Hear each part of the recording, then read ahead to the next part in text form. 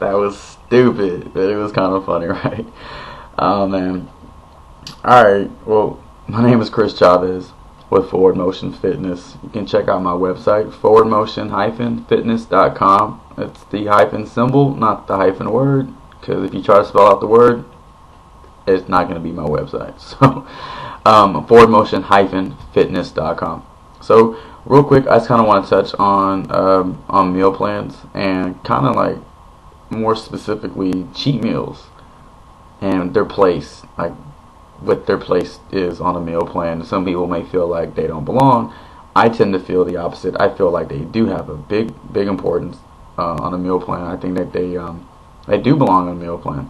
I think when you schedule them and you control them, that they can be really beneficial to the person on the meal plan. I know they were for me, my experience with them, and I still have cheat meals every week, and I like them, and they don't set me back. They don't sabotage my week as some may think, and I think they give me a lot of satisfaction because I'm able to eat off plan, and it feels good to eat things that aren't on your plan, every once in a while. And I think it just gives me personally, gives me a mental break, and I think I could say this for everybody, it gives you that mental break. 7 days a week you're eating the same thing, day in and day out, pretty much. And so you get that one opportunity to eat off plan. I think you should take advantage of it. I think it's going to help you out, and it's going to, it's going to kind of eliminate those cravings that you might have been having throughout the week.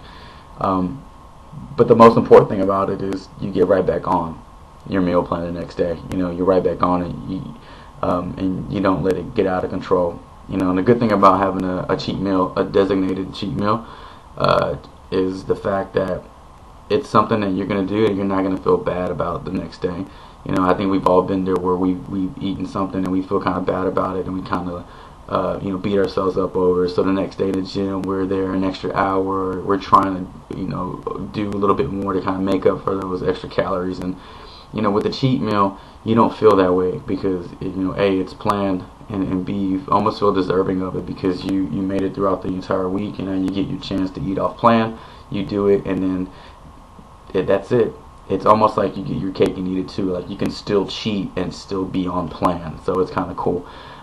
That's if you plan it accordingly and you control it. Now, a cheat meal is a controlled meal. You get to eat what you want, but it's not one of these things where it's an all-day thing. It's not one of these things where it's a 24-hour binge or something. It's one meal, and you get to exercise that meal weekly, and you get to eat the things that maybe you've been craving throughout the week. There you go. Boom. You satisfy those cravings, you eliminate them, and then you get back on plan. So that's just my take on it, and I think that you can incorporate that and still see great results and still achieve your goals. I know I have, and I know my clients have. So I speak from experience, and I speak on behalf of people who are doing it and who have done it. So again, I wanted to kind of touch briefly upon this, but I want to write a blog about it. I want to put it on my website. I want to go into a little bit more detail over in the blog than I am doing on this video, so that's why it's kind of brief.